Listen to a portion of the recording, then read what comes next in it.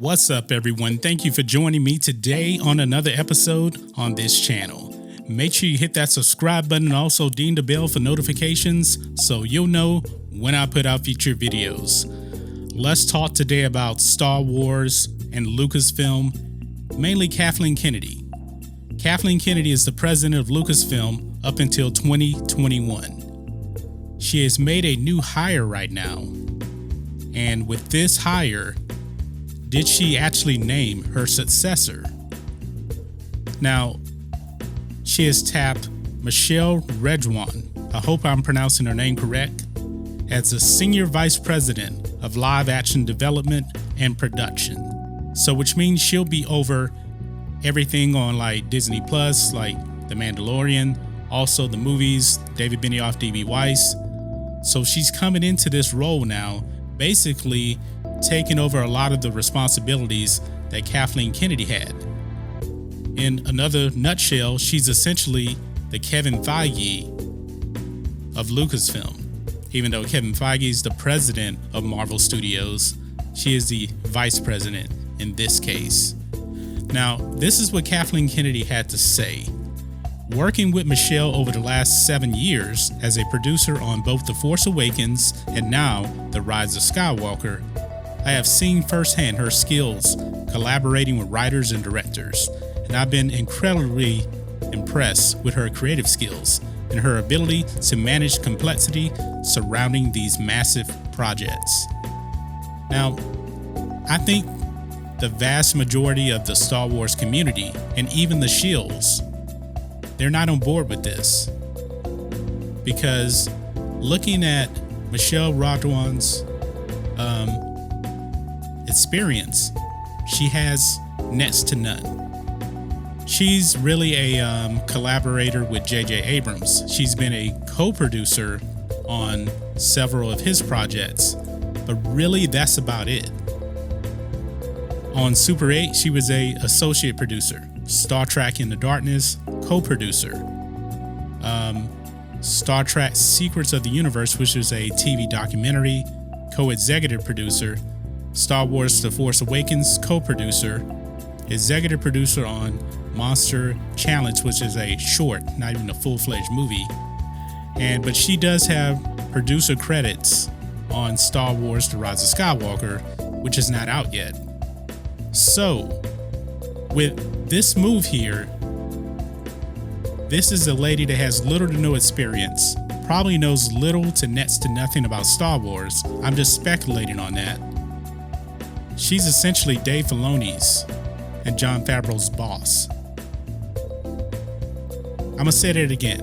She is essentially Dave Filoni's and Jon Favreau's boss. And she's going to be in charge of live action production. I think this would have been a perfect role for Dave Filoni. If you're not going to make him the president of Lucasfilm, which a lot of people want, this sounded like a position that he should have gotten. I don't know what they're doing with Dave Filoni. They're just keeping him in a corner on, with the animation stuff, even though he's really involved with The Mandalorian now. But this lady essentially went from basically getting J.J. Abrams coffee to running Star Wars. Is this just another move by Kathleen Kennedy just to put females in power, even if they don't have the experience? I think if you ask anyone, they would have said, oh, Dave Filoni should have got this. Maybe even Jon Favreau. Two guys that actually know the product. And Jon Favreau, he definitely has a lot of experience. Now, I don't know if they actually asked these guys if they wanted this position. I highly doubt it, because Kathleen Kennedy is so involved with her SJW politics that, she put in Carrie Hart. Carrie Hart's not there anymore. I'm willing to bet that was probably a Disney move to remove her.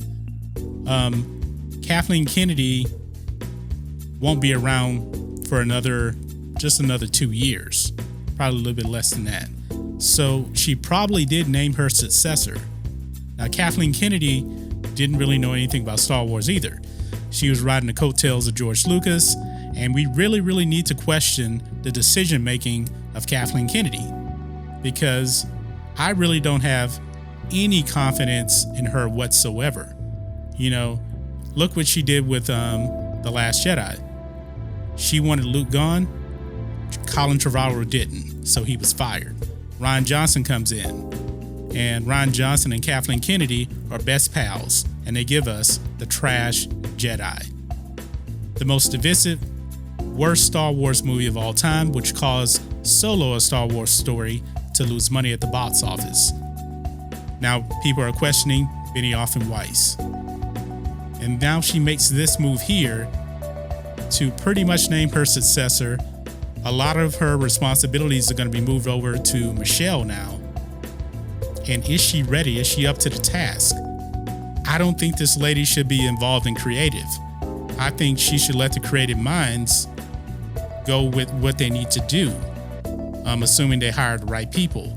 Now, I can't imagine someone like Dave Filoni going up to this lady and asking her for her approval on this. Even Kathleen Kennedy wasn't really involved with the animation stuff. Dave Filoni, he did what he had to do on Star Wars Rebels. And I don't even know if Kathleen Kennedy even really knows what Star Wars Rebels is. The Mandalorian, we know that she's not involved in that because she said it herself. But now maybe times are changing a little bit.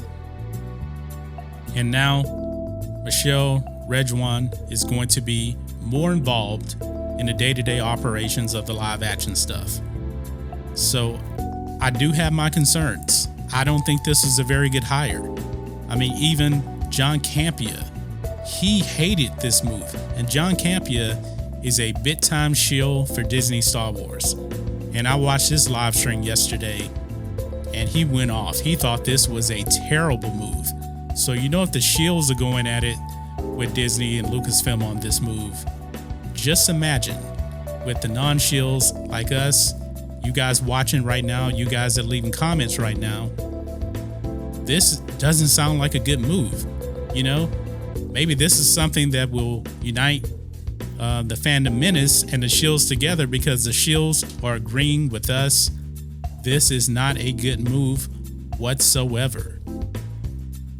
And I have a lot of confidence in what they're doing with Disney Plus as far as The Mandalorian goes, which we know Michelle Rejwan and Kathleen Kennedy have nothing to do with that. But season 2 of The Mandalorian is already greenlit. So what kind of involvement will she have with that? I mean, we'll have to see about this. What is Kathleen Kennedy really going to be doing the next couple of years? Now, there's a rumor going around that she's going to another position in Disney in 2021. So she's going to fail upward. So she's going to move up from president of Lucasfilm to another role within Disney as a whole, which will be a promotion for destroying Star Wars. I'm pretty sure Bob Iger really didn't sign up for this, to where he's struggling to sell Star Wars toys that are sitting on shelves collecting dust. The sequel trilogy is going down little by little by little. The Last Jedi happens, it falls off a cliff. They have continuously lost profits on each movie that they put out since The Force Awakens. Force Awakens, then you get Rogue One, then The Last Jedi comes out, and then Solo falls off a cliff. So I'm really wondering now, what can Michelle Rejwan bring to the table as far as creative ability goes? I mean, she is Senior Vice President of Live Action and Development and Production. She is essentially the George Lucas for the future of Star Wars. This scares me to death. This sounds like a Kathleen Kennedy hire to me, and I just can't get on board with this. Star Wars Rise of Skywalker, that's J.J. Abrams. The Force Awakens, that was J.J. Abrams, even though she was co-producer on it. You don't really have to do much, really, to get a producer credit, You make a phone call, you secure some funding. They'll hand it out to you and give you a credit, in the movie.